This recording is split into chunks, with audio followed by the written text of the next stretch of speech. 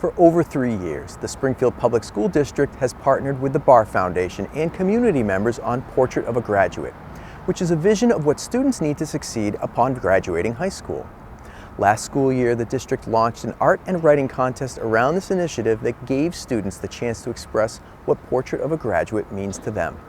And the winners of the contest have recently been announced.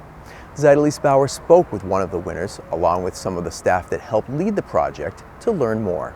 We love hearing from our students, and through that Portrait of a Graduate process, students were part of conversations, contributing to the writing of the document. But we also know our students are so talented in the arts, so talented with their words. And we just thought it would be an opportunity, part of the portrait is, we can say we have this vision, a North Star vision of what we want for our young people, but then we need to communicate it. We need the whole community to know that vision. And what better way than that, for that vision to be conveyed in the words and the artwork of our students. And so there were 20 winners between the writing contest and the art contest. And Zoe, you were one of the winners from this contest. Tell me about your piece and why you decided to enter. So this last year for one of my classes, I took a creative writing class here at Central, and we focused a lot on poetry through the class. And my teacher was talking about the contest, and I thought that it would be a good opportunity to be able to show my writing skills, but also to connect more with the school district and the city of Springfield. Do you want to share with us a little bit of your poem? Sure. So it's called Key to Life. And it says, communication, the key to life, hearing your best friend, give you advice as you cry, scream while driving with the windows down.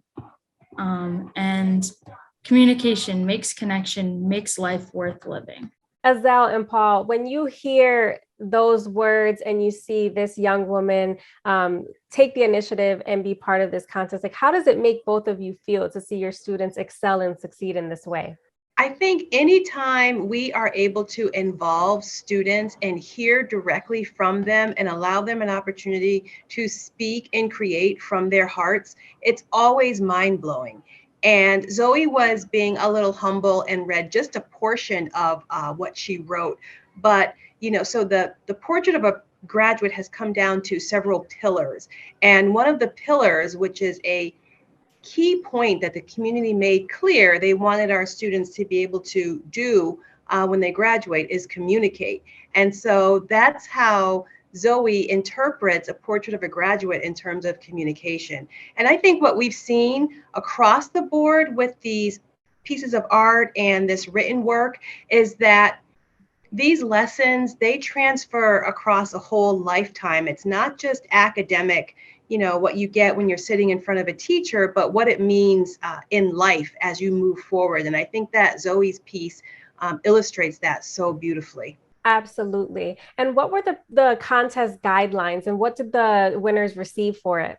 So the guidelines were very open. They could submit in terms of art, a medium that they were most comfortable with.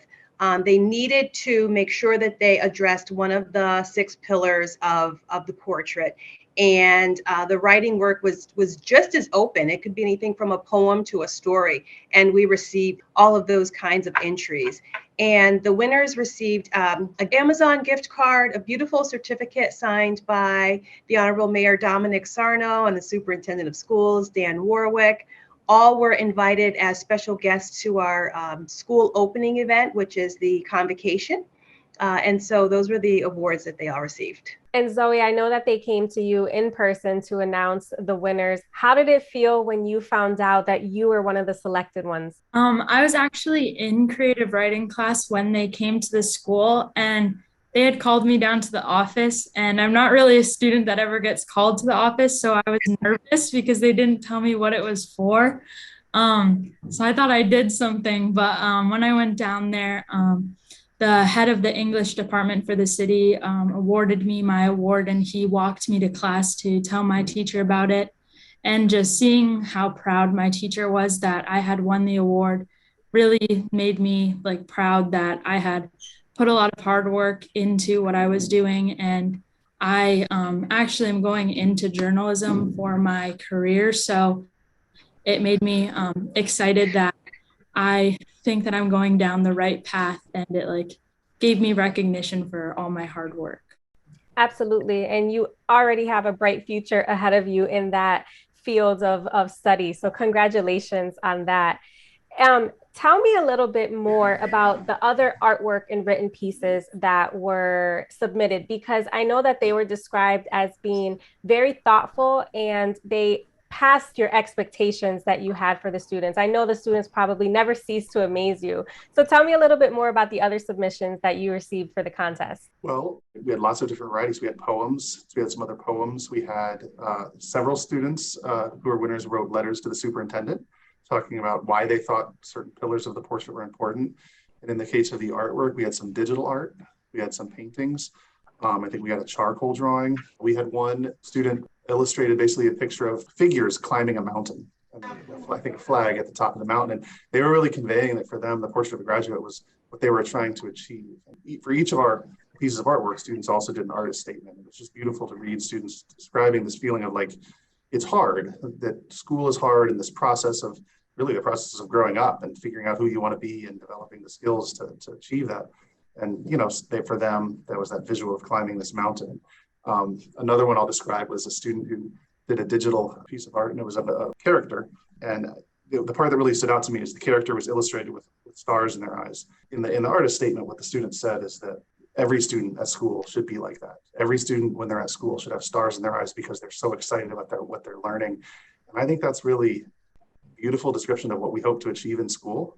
And what we hope to achieve with our Portrait of the Graduate is creating a place where students are excited to kind of pursue their dreams and feel empowered to do that. And what I love about this contest is that it's not like the students just submitted their work and that's it. You all have plans to display it. And I know that there's a podcast for the written pieces. So tell me a little bit more about how you plan to highlight the work that the students submitted. So we've created all the winning pieces into 2 beautiful posters, and we've disseminated those posters to every school in the district. So whatever school you walk into, you should be able to see these posters.